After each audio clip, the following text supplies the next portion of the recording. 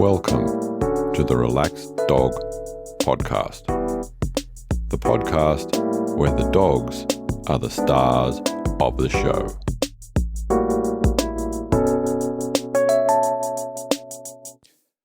Welcome to episode 67 of the Relaxed Dog Podcast, sponsored by therelaxeddog.com. Thank you very much for finding this show. I am your host, Robert Ober, and I hope that you and your dog are well. My guest this week is Rachel Spencer. But first, in some doggy news, we go to Singapore, and a post that has been getting a little bit of attention is a gentleman pulling up in a public car park, taking out his German Shepherd and then shedding him, leaving a lot of fur around and then leaving. And that's not good to do really anywhere. So I guess just be careful of what your dog is leaving around, be conscious of it, and inevitably someone's going to film it and put it on social media. So keep that in the back of your mind. Now we go over to Alabama in the USA, where Ludovine, I hope I've said that correctly, a 2.5-year-old bloodhound, was let out to go to the toilet. Not far away were a whole lot of people getting ready for the Egmont Trackless Half Marathon. Ludovine went over, investigated, and when all the runners took off, so did she, and kept going and kept going. She kept up with the lead runners. There were a few remarks saying that she'd stop off and have a play in a little river or something like that, and I think she chased some cows, but runners kept looking around, and she was still there. She eventually finished the half marathon in 7th place. So well done, Ludovine, and some laid back dog people and guardians in that area. Now, just before we get into this week's feature interview, don't forget to hit that subscribe button, and also it'd be great if you could hit that share button so that more people understand how awesome dogs are. Anyway, here's this week's interview.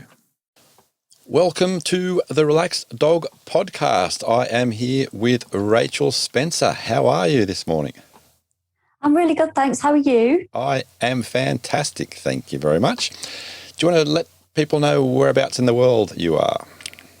I will do, yes. And thank you so much for having me on the show as well, Robert. It's brilliant to be here. Thank you. So I am in Newcastle in the UK. So Newcastle is a city in the northeast of England, and it's really dog friendly. And I'm here chatting to you from one of my partner's children's bedrooms, with Patch in the corner. He's already flashed his bum on screen as we were chatting before you hit the record button. So yeah, I'm here and I've got Patch in the background, and I'm looking forward to talking a lot about him. Yeah, I'm looking forward to hearing a lot about him. So as per usual, I'm going to ask for you to take us back in time to just before you met Patch and talk to us about the hows and whys that meeting happened. Okay, so, wow. So I have, before I met Patch, we had another dog. Patch is a terrier. He's called a Patterdale Terrier, and he's a mix of Border Terrier, Parsons Jack Russell, so the ones with the longer legs, regular Jack Russell, and Wire Fox Terrier. And before Patch came into our world, we had another Patterdale Terrier called Daisy, who was really similar to him in the breed mix-up. And we lost her in April 2018. And I'd had Daisy for like 9 years. She was my first dog of my own. And obviously, you can imagine I was completely devastated. And after we'd kind of got over, after we'd kind of picked ourselves up a little bit from losing Daisy, we always knew we wanted to have another dog. And I think this is quite common, isn't it? When you lose one dog, you want to literally get like the carbon copy of them so they look the same and all of those things. And we went around the dog shelters here in the UK, like where I live right now in Newcastle and also where my mum is. We couldn't, and we were struggling really. My partner's got 2 children who were quite young at the time, and we wanted a smaller dog, so a terrier size, but we weren't finding any suitable ones. So Tommy found this Facebook group called Patterdale Terrier Rehoming. And he was like, oh, Rachel, you need to come and have a look at this Facebook group, because we knew that we wanted this particular breed. And I was like, oh, I really wanted to get a dog from a shelter, and I'll have a look at this Facebook group. Because obviously they need rehoming. So a dog, they need a home, and that's it. So I went on this group, looked around, and there was all these different posts. Some people were trying to find a dog. Some people were trying to rehome a dog. And I was like, okay. So the admin sent me a message and said, hi, thanks for joining. Do you want to set up a little, put a post up, say a little bit about you and what you're looking for? So I did that. And I put this profile up and I said, I'm Rachel. I live here with my partner who's got 2 young children. We've just lost our dog Daisy and we'd love to find another dog. And I hope, really looking forward to being in the group and all that kind of stuff. And then about an hour later, and this was like the day I joined, I got a tag notification. And one of the admins were lovely. They sent me a message and they said, oh, really great to have you in the group. We'll keep a lookout for you. And all this. And I was like, oh, thank you so much. And it was still a really emotional time. Anyway, I got this tag and it said, hi, Rachel, what about Patch? And honestly, I'm getting a bit emotional talking to you about it now, because I remember looking at this screen and seeing this little face looking out of the screen at me. And I was like, and my heart skipped a beat. And I was like, oh my gosh, he's so sweet. And I read about him and there was a picture of him. There was a couple of pictures of him, one of him with his ball, another one with his brother, his litter brother, George. And basically what had happened was his owner had died and he was being cared for by her son-in-law, who actually had his brother, George, so his litter brother, Paul, looked after, that was Paul's dog. And he'd taken Patch in, but they weren't able to have more than one dog. So they were all absolutely devastated. So that's what happened just before I met him. And I was like, oh my word, this dog, he looks so lovely. And I got Tommy and said, oh, look, what do you think? What do you think about Patch? And he's like, okay, yeah, I think he looks really lovely too. And then I was like, okay, so then I messaged the guy who was Paul, the guy who was rehoming him, and said, oh, this is me. And I've seen him in the group and I just wondered if I've done a post here. I just wondered what your thoughts were and if you think we might be suitable. So that's where it started. I'm sorry for going off on one so much. No. So were they far away from you? Yeah, so we live up in Newcastle in the northeast and they live in Manchester, which is about 3 hours drive away, about 170 miles away. I'm not very good at geography, but anyway, that's how far away they were. And they had said in the post that they wanted him to stay in the Manchester area. However, my mum I used to live in Warrington, which is a few miles away, and I go and visit my mum quite a lot as well. So I did say when I messaged, I said, I know you want him to stay in the Manchester area, but I am from Lymm, which is a few villages away from basically where he was. And I go home quite a lot, so I can keep in touch and we can, if you did want to see him, I can bring him to see you and all these things. And it was basically like, I was just like, oh my gosh, please, please, please consider me. Please, this dog looks so lovely. Just, I just hope you're going to give us a chance. And I was basically like when you're in a job interview or something, you're so desperate and you're just saying all of these things and you want all the things to be right. And I was like, oh my God, what can I do to demonstrate to this guy that I can give this dog the perfect home? So that was what it was like, really.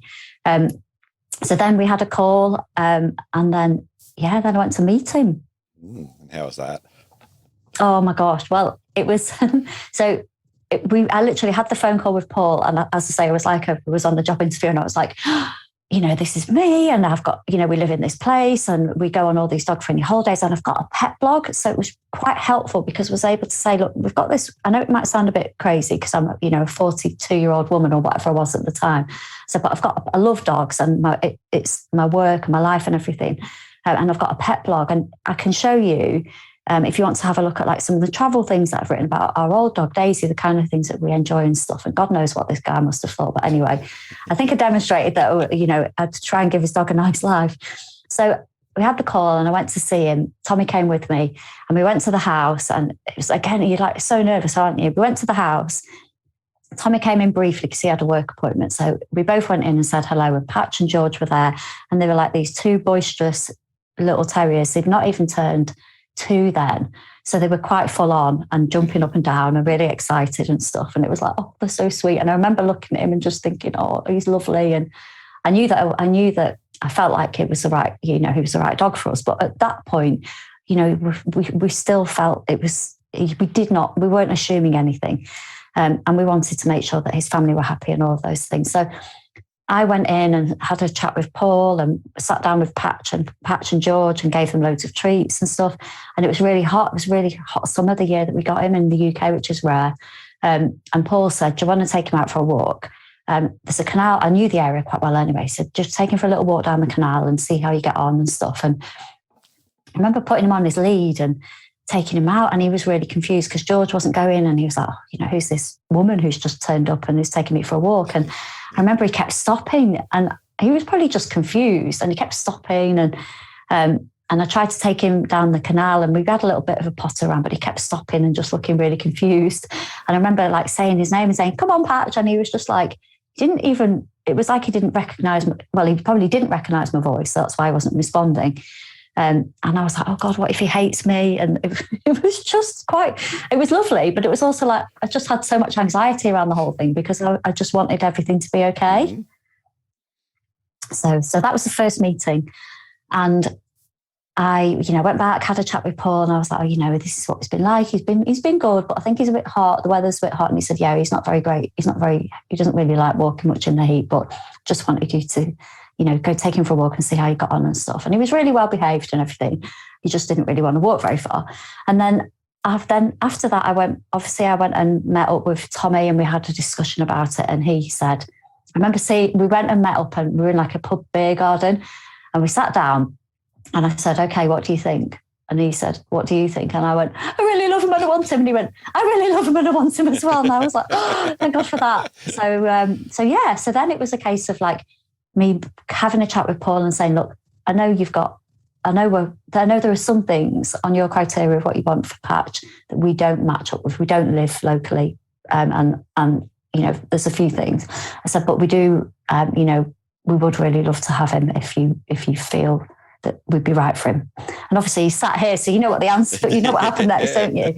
But yeah, that was the whole experience really. And then I went and visited a few other times. I visited him one more time, and that was me on my own, to go and see all the other family members. So his owner had died, and she had other daughters, and they wanted to meet me as well, because they all loved Patch, and they wanted to make sure that where he was going to be really well looked after and stuff. So I went in the house, and there was probably like 7 or 8 people there, and it was really emotional again.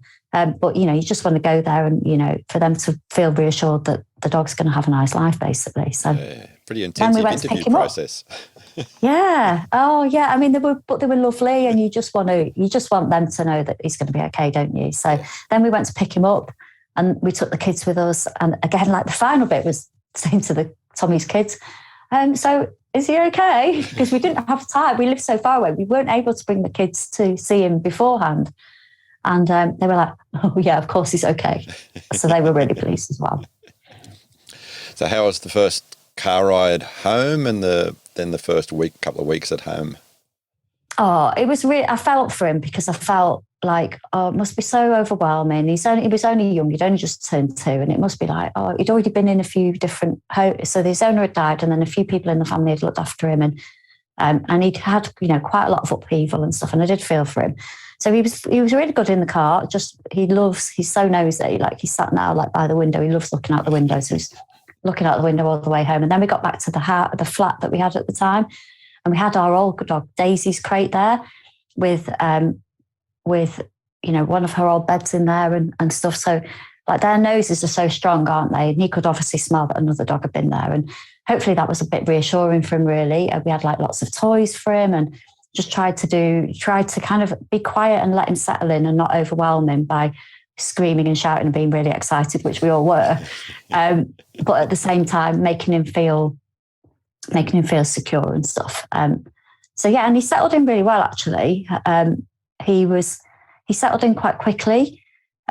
one of the things I worried about when we first got him was I thought he couldn't hear because I'd say his name, but he didn't know my voice. So he didn't really respond. Then eventually we built on that. And obviously he knows who I am now because I've been there with him for every day near enough for 3 years. So yeah, he settled in really well actually, nice. Which was good. Yeah. So do you have what sort of like sleeping arrangements did you have, and has that changed since you first got him? Well, when we first got him, he would. He used to sleep in a bed in the living room when we first got him. But then he, that was the idea. But then he wouldn't. We felt like he had a little bit of anxiety, and there was lots going on and stuff. And he'd been moved around and everything. So he would come and sleep in the bedroom. He sleeps wherever he wants, right from the beginning. He will sometimes. He loves his crate, and he will sometimes. He will go and sleep in his crate sometimes, but generally he sleeps wherever he wants. Okay. Did he ever get up into the bed? Yes. So here you can see, I know we're only doing audio, aren't we? But here he is on the bed and he likes to get in the bed. Now I think it's a terrier thing, and particularly a Patterdale Terrier thing, because I'm in a lot of Patterdale groups and stuff, and they always talk about like how they love getting in the bed and snuggling up next to you, and he loves that. Nice. He doesn't do it all the time, and if he's tired, he'll go in his crate or he'll sleep on the sofa, but he does love being on the bed and in the bed. Okay. So what I'm hearing is no real sort of like initial issues from the move into your place? No, he was really good. And he did settle in really well. One thing that I did do with him, because when we had the discussions with his old family, they said there were a few things that needed some support with when it came to training. One of them was recall, which is always a work in progress with a terrier. And then the other one was a little bit of impulse control and behaving around other dogs. And because I've had our old dog, Daisy, I'd had her from her being 5, and she came from Manchester Dogs Home. She'd been a stray and been found on the streets. And she was very difficult to train. And like back then, I didn't know what I know now. I now have a lot of dog trainer contacts, so I know what can be done. But back then, that was in like 2009, I just thought I couldn't train her. So when we got Patch, we'd already had a chat with his old family about things that he needed to do, things that needed to be worked on. So what we did was we found a local trainer, behaviourist called Sue McCabe, who's over here in Newcastle, and she's amazing. She's got terriers, so she's worked with terriers, and she's just incredible. And she helped us a lot. So I had like a block of one-to-one sessions with her. And the main things that we worked on were, we did crate training because she said it'd be really good for him to have his crate as his go-to place, his quiet place and all that kind of thing. Mm-hmm. So it's he'll go in his crate if we say go to your crate. We'd only ever close the crate if we had like a electrician round or somebody, round where we needed him to be in there. He goes in his crate when he wants a bit of downtime, and it's good for the kids to know that if he's gone in his crate, you just leave him alone. Yep. So we did crate training. We also worked on his recall, which is, still a work in progress. We did things around distractions. So if he saw another dog in the park or out walking, he would get really excited and want to go and run over to them. So we did some work around that. And we also did a little bit of impulse control, but not very much because that needs to be worked on. He just gets really excited. But the main things were around him being around other dogs and knowing how to behave and not getting too overexcited, and recall. So it was good, actually. And I would say to anyone, I do say this quite a bit, actually, who's getting a dog, that whether it's a rescue or a puppy or whatever the situation, if you can go and find a local behaviourist or trainer and set yourself up for success right from the beginning, it's so worth investing that money, to have that good start with them. And like, I look at Patch now and I feel a bit guilty sometimes with Daisy that I didn't persevere more, but it was more because I had a really bad experience with the trainer who was really kind of aversive. And I thought all dog trainers were like that, so I just stayed away from it. Now, knowing what I know now with Patch, I would definitely recommend people do think about that, particularly when you're paying so much for a puppy nowadays. Yes. Spend that extra on the training and set them up. You mentioned going outside to the park. What are the local walks around your place like? What sort of environment is it? We're really lucky. So we literally live like about a mile and a half away from the city centre, but you would think that you lived right out in the country. So we've got something here called the Town Moor, and it's basically this huge expanse of green space where there's some kind of really old law where cows are allowed to graze there whenever they want. So you can see like the Newcastle United football stadium when you're on there, but then in the distance and all the city centre, but then you've got this huge green space full of cows. It's mad. Nice. So we've got that. Then we've got the Northumberland coast, which is brilliant, like gorgeous beaches, gorgeous coastline even. We've also got a really nice park called Jesmond Dean and loads of really lovely walks and forests and lots of green space where we are. So considering we're in a city, you wouldn't think that we were when you see the kind of places that we've got nearby. So we're really lucky. It's a brilliant part of the world to live in. Okay, and has Patch got what you would think a favoured walk? Now, let me have a think about this. So we do sometimes take him on like freestyle walks where he just kind of decides where to go. This probably isn't great. Any dog trainers listening are probably like, oh, you shouldn't do that really. But anyway, he just does whatever he wants, as you can probably guess. So he likes going he does like the Town Moor. That's one of his favourites. So that's where all the cows are sometimes, but at the moment they're not there. There's another really nice walk called Jesmond Dean, which is near where we live. And yeah, lots of different parks really. And he loves the beach as well. Okay. So there's a few places. I guess the nearest one to where we are, as in from our front door, would be to the Town Moor, which is like a really lovely green space. How is he with the cows? Well, I can't really tell. I'd love actually. I probably should get the behaviourist to have a look at how he behaves around the cows, so they know, don't they? Like I think Patch is barking at the cows because he doesn't like them or because he's just overexcited, but they probably know a lot more than me. But yeah, he will. I don't let him get too close to the cows because it's a bit scary, isn't it? So he will. If he gets too close, he will bark and be a bit reactive. But generally, make sure we keep a distance from them. Okay. Nice. And on the beach, is he more of a stay on the beach dog or is he more of a in the water dog? Well, he loves the beach and he just goes like, I think there's something, I remember Daisy would be the same, like when you're walking down to the beach, they just kind of put the noses in the air and then start getting really excited, don't they? He's the same. And so he loves having his ball on the beach. He loves running around on the beach and he does I think it is the sea air, it just makes him go a little bit crazy. So he will go in the water, but he doesn't go. He won't go in that deep. He can swim, but I don't think he likes swimming in the sea. So he'll go in and get his legs wet and go and have a bit of a paddle, but he wouldn't go and swim in the sea.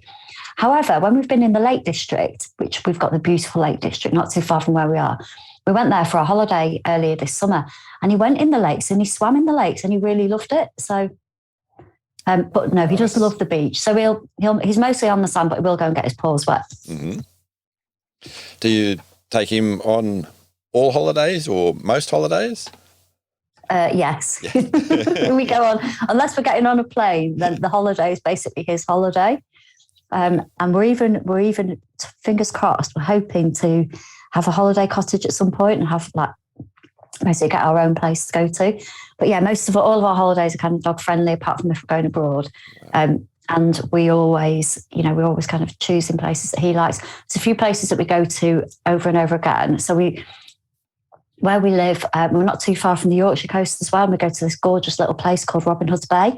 And it's this really, really traditional, oldie worldy fishing village. And it's gorgeous, like tiny little cottages, like old fishermen's cottages. And there's a really nice beach there, loads of great walks, and it's near Whitby, which is like this really historic city in Yorkshire.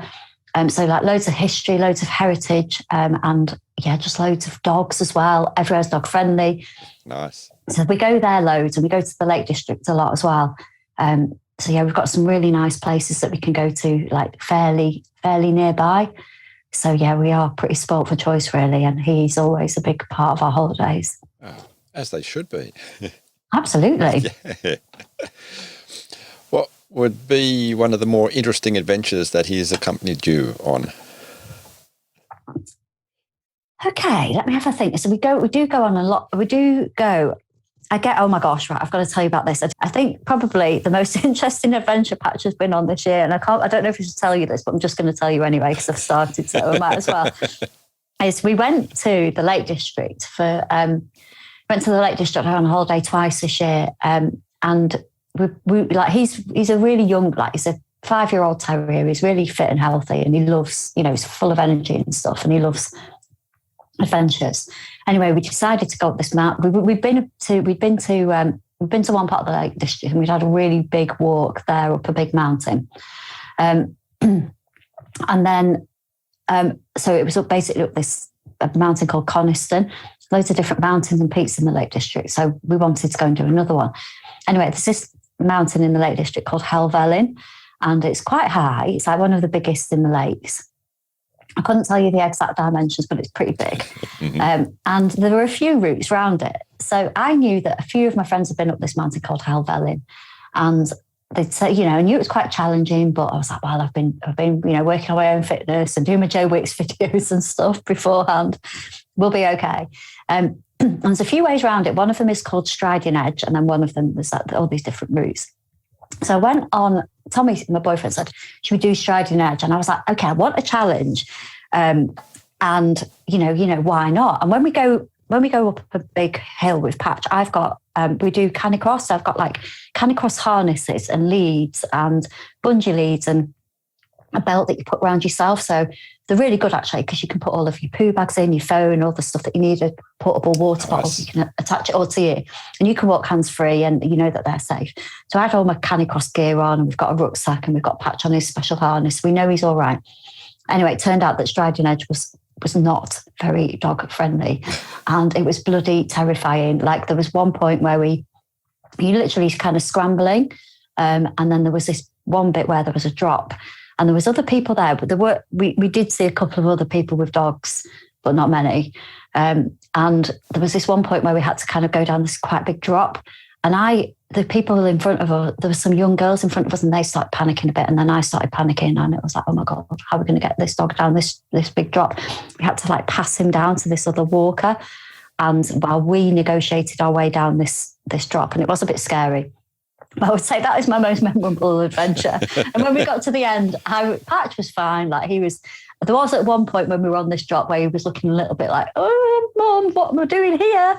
But we got to the end and he was still raring to go. And we had a drink in the pub at the bottom there's a pub called the Traveller's Rest or something. We had a drink in there, and it was like one of the best drinks I've ever had, because we tackled this massive challenge. So yeah, I think that's our biggest adventure so far. Nice. And he's still here. We're all still here, thank God. So you just mentioned that was a very one of the more scary times. Has there been another time where you've had a big sort of scare where he scared you? No. I think it wasn't. That was more us. I think that was more a case of I wasn't quite sure what was ahead. Mm-hmm. And also because you've gone up this big peak, you can't go back, because it's harder to go back than it is to carry on. So that was scary, but that wasn't Patch scaring me. That was more me being the environment, putting myself in a situation. Yeah. Probably shouldn't have been in, but anyway, I guess the only other time that I've been a bit scared was when we first got him and we let him. Oh gosh, I can't believe we did this, but we let him off lead in this quite in a forest, and he went missing for about 15 minutes, and you can imagine what we were like. I mean, he was just chasing things, scents, and it was a forest. And what I was thinking, I don't know, but I just remember me and Tommy both running around trying to find him, and I could hear my heart thumping. I was crying because I was thinking, how on earth am I going to explain to Paul, the bloke who we've adopted him from, that we've had him for a few weeks and we've lost him? And you know what it's like when they go, and you got all these thoughts going through your head. So I think that was my other scary experience. Every minute seems like an hour. Yeah. It felt like forever, honestly. It probably was about 15 minutes, but it felt like about 3 weeks. It was just awful. But anyway, he came back, thank God. And you learn, don't you? Let me guess, with a big smile saying, wow, that was fun. He was just, Tommy found him and he was just kind of barking at something. Oh, okay. He'd obviously got the scent of something, and he never barks either. So it was like, oh God, what have we done? Oh, that's all right. Where does he usually travel in the car? Has he got a spot in the car that's his? Yeah, so we have like a special car crate for him, and we've also got like seat belts for him as well. So one of the other things that I do in my business is I help pet businesses get publicity and help them raise their profile. So one of my clients is a lady called Claire Harris, and she's a pet travel safety campaigner. So she's all about making sure that, you know, pets are safe in the car. And we regularly talk about all of the research that she's found about, you know, what happens if you're in a car and you crash and your dog's loose. I'm slightly obsessed about him being safe in the car. So he's either in the back with a seatbelt on, like a crash tested seatbelt and harness, or he's in a crate where he's safe in his crate. And he's fine, actually. He's good traveling. If we do big journeys, then we'll obviously take him out for a little walk and stuff, but he's pretty good in the car. He does love looking out the window, but I think sometimes I just feel safer with him in his crate. So,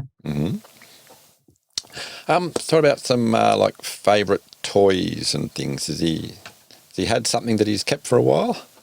Oh, okay. So his favourite thing, his favourite ball is a chuck it ball. So I don't know if you've got chuck it over in Australia, Yes, but yeah, they're brilliant. I don't know what they put in their toys, but I remember Daisy loving them as well. And I think there's some kind of smell in them that they just love, and they're brightly coloured so they don't get lost. So he loves his chuck it balls. The other thing that he's got is this, he's got this thing called a Challenger Cube, and it's like a felt cube with little sections in, and you can put treats in the different sections. And the idea is that he can, you know, like dig out the treats. So he loves that. Nice, yeah. Another thing that he's got, which is what we got when we were doing his recall training, is this thing that people think is really disgusting, particularly vegans. And it's basically it's like a tug toy, but it's got like the end of it. So it's like a red line. It's like it's like basically like a red lead, but at the end of it's like made of rabbit fur, and it is disgusting. But when you're trying to recall train a terrier, these are the kind of things that you need to have with you, because, you know, they love it, and you can get them to chase it, and it's a game, and it's just, you know, it's going with all of their kind of natural instincts. So I would say they are his 3 favourite toys. But a couple of weeks ago, I think you might have seen it actually on LinkedIn. I did this. We've moved house recently, and my partner Tommy was clearing out the garage, and we've got like a big unit with all of Patch's stuff in. Anyway, he emptied all of these different things out, put them all on the kitchen table, and the kitchen table was full of Patch's stuff, basically. So he has got loads of different stuff, but the main thing he loves is a football, a tennis, or a chuck it ball, his Challenger Cube, and chasing around the rabbit thing. Nice. So you mentioned the tug toy. Do I go and say that he likes playing tug as one of his more favourite games? Yeah. Yeah, and swinging around on his tug toy, yeah. He likes all kind. The other thing he likes as well is like, so Tommy's daughters they're 10 and 14 now. So we've had him for 3 years. So they were like 7 and 11 when they got him. So one of the other things he likes is just kind of like sniffing games and hide and seek and enrichment games and that kind of thing. So we'll do, excellent. Particularly when we were in lockdown and we couldn't go anywhere, we do hide and seek games where we just put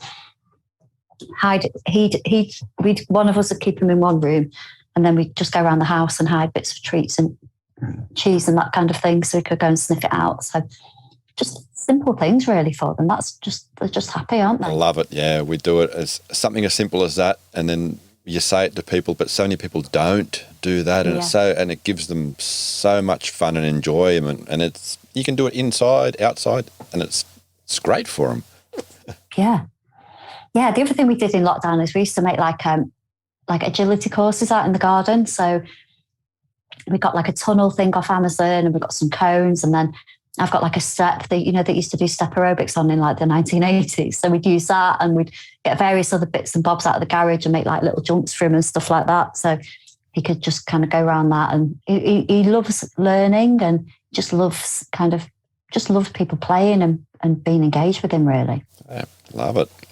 So did you notice much change when you moved into your new the house you are now?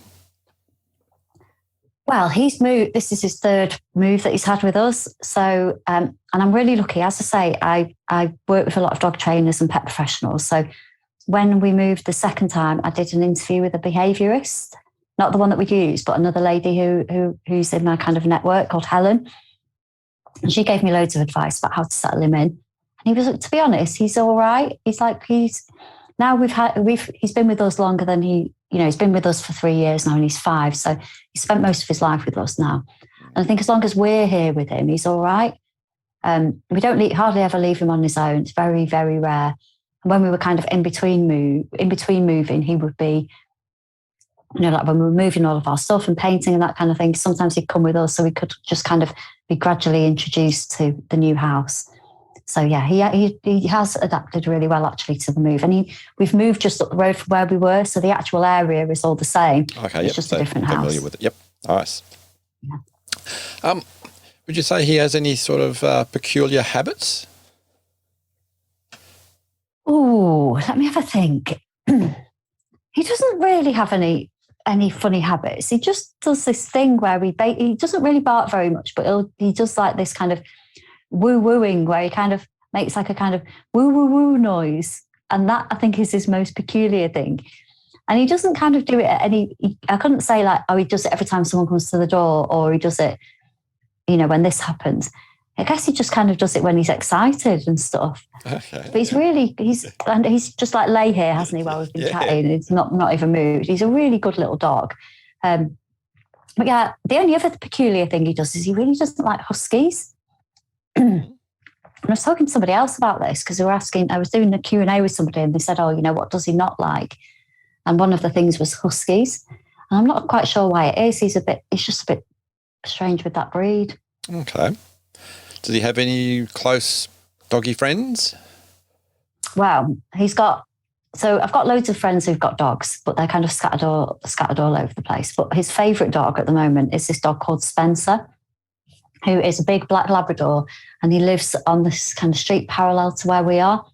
And quite often he'll walk, like his owner basically lets him walk off lead as, walking around the streets. He's quite well trained. He won't just go and run in the road and stuff. So sometimes he'll see Spencer walk past out the window and then he'll be going absolutely crazy. So I'll just grab him and go and try and follow Spencer wherever he's going. But yeah, he's his favourite dog at the moment, like his favourite buddy. And I know this might make me sound a bit stalkerish on Spencer and his owner, but I know that he goes to the field at 7:00 in the morning every morning. So if I can, I will get to the field for 7:00, depending on what I've got going on. But he loves Spencer and he will go. He just, like once I was on the field with him and I'd not seen Spencer go around the corner with his owner, and he must have been walking away just as we got to the field. Anyway, he obviously saw him, probably smelt him as well, and just shot off. Thankfully it was early, so there wasn't any traffic on the road, but he just went running off after him. And then I know the same thing has happened when Tommy's been out walking Patch and then Spencer's seen him and he will literally like just come over and like send you flying. So that's his favourite dog, his kind of favourite friend, and they just run around being crazy together. Okay.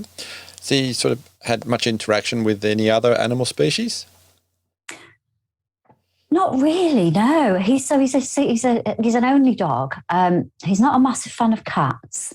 So they'll kind of come to the garden and then run away. And then the other thing that we've got at the moment, I've not seen him for a while actually. He's got a little wild rabbit that keeps coming in our garden. Mm-hmm. And where we live, I know you can't really see, but actually, yeah, you can see out the window, can't you? So we're in kind of square of semi-detached houses and all the gardens back onto each other.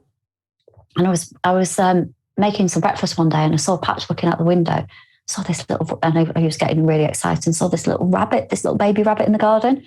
So we know when the rabbit's been in the garden because there's obviously rabbit poo there, and he will go out and he'll like be running around trying to find the rabbit. But we also know that the rabbit is safe because this little rabbit can get under the fences and he's always going in and out of all the different gardens.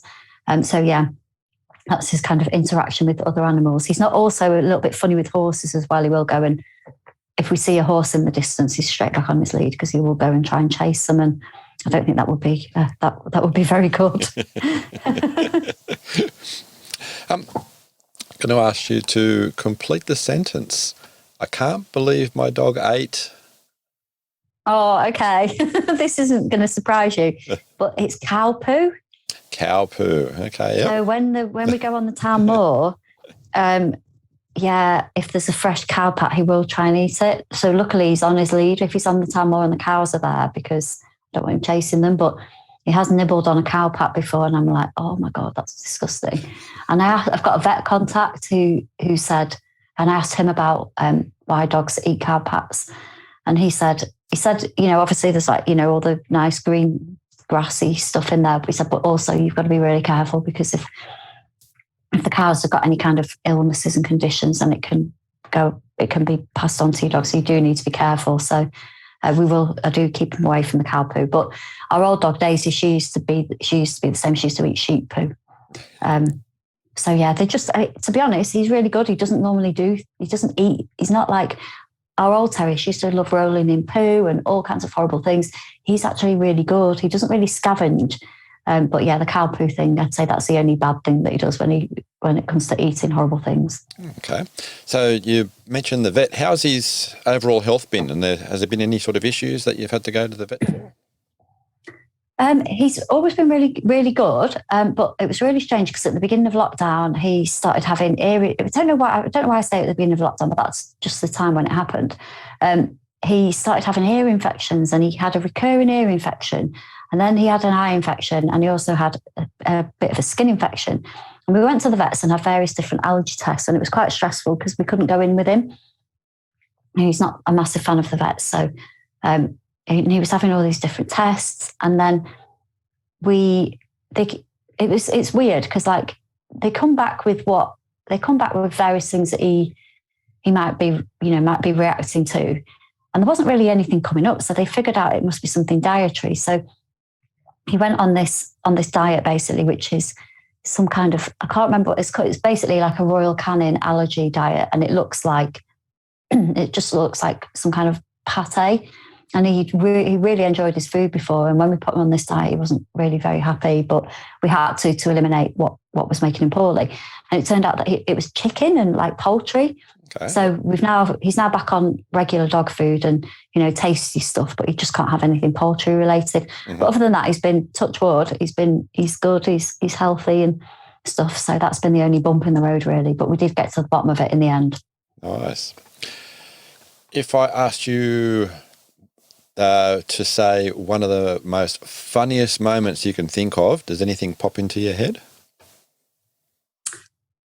Oh, funny things that Patch has done.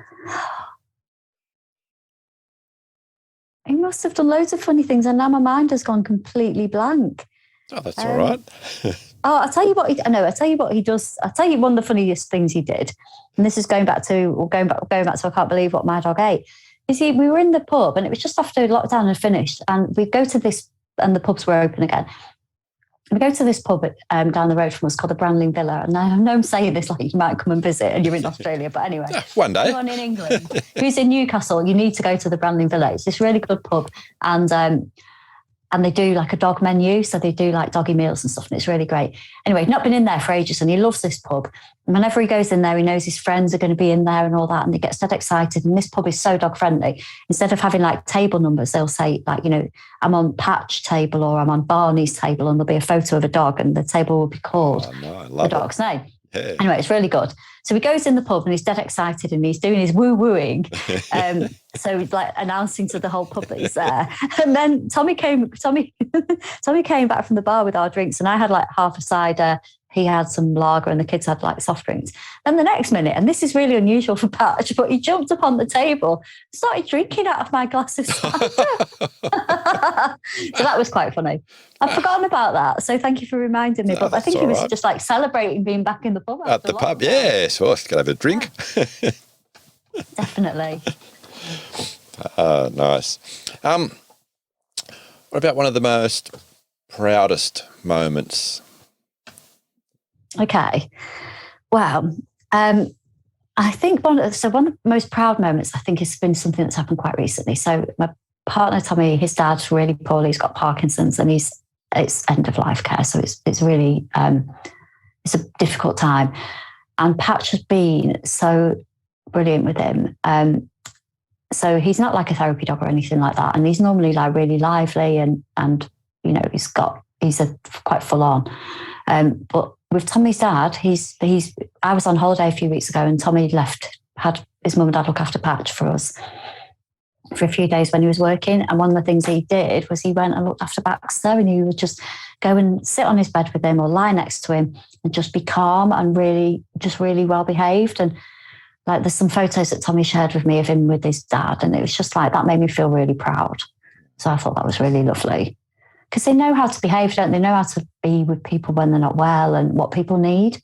And I guess that's when it really hit home that, you know, they are intuitive. And yeah, I was really proud of him. He's just a lovely boy, bless him. So that, I guess, is one of my proudest moments. Yeah, it's really, really nice. No, they certainly are intuitive. There's so much that they can read, and particularly they can sniff about people's body chemistry, and they can sense a lot of things from that, I think. Yeah, definitely.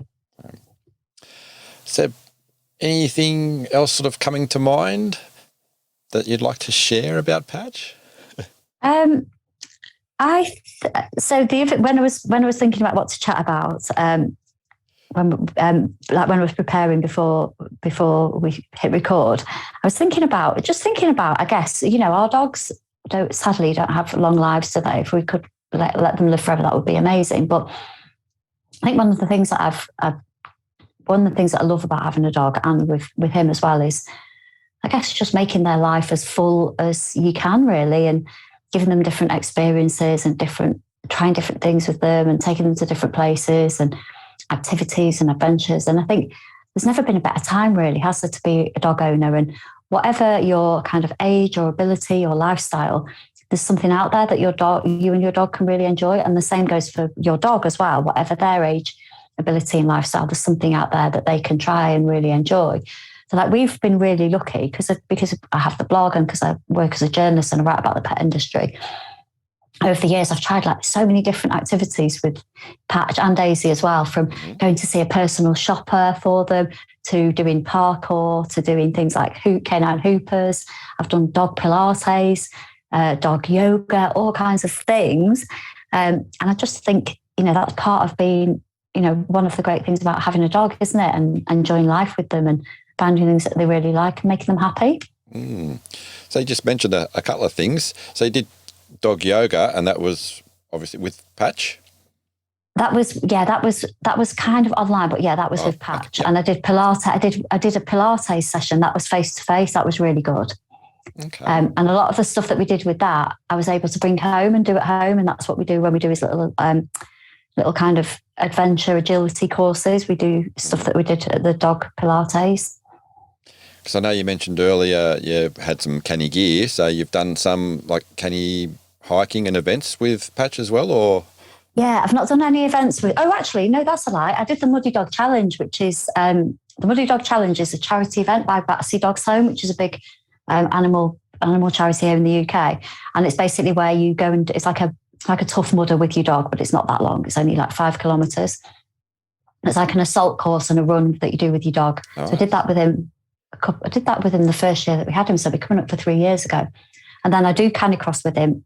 I say I do it, like I don't compete or anything like that. I literally just plod along behind him, and he loves it. He loves being around other dogs, and he loves running. So when he gets there, he's just so excited. So I did it last night, actually, and I'm a little bit achy today. But yeah, the canicross I really enjoy, and it's something he really loves as well.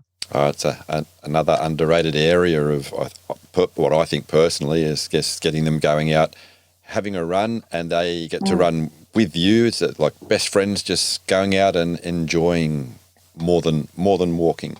Yeah.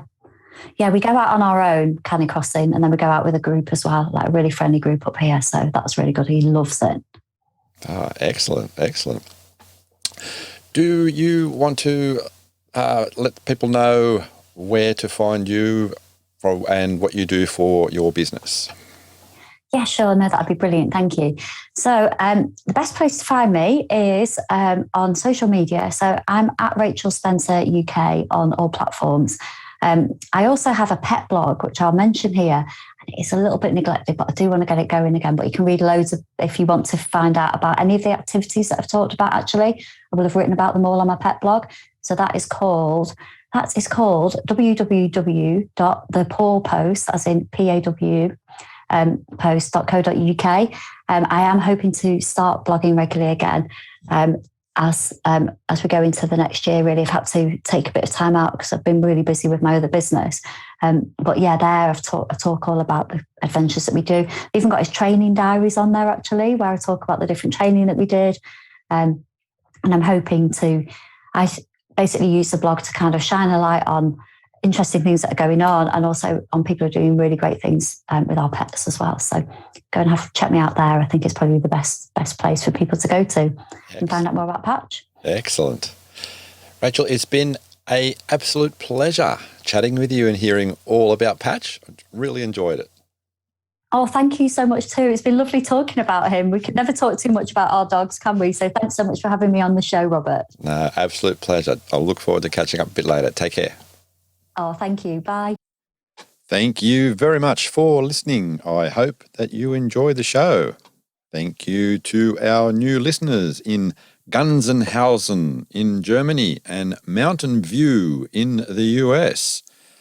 And if you'd like to contact me here at the show, probably the easiest way to do it is via the Facebook group. Until next week, stay safe and remember, your dog is family.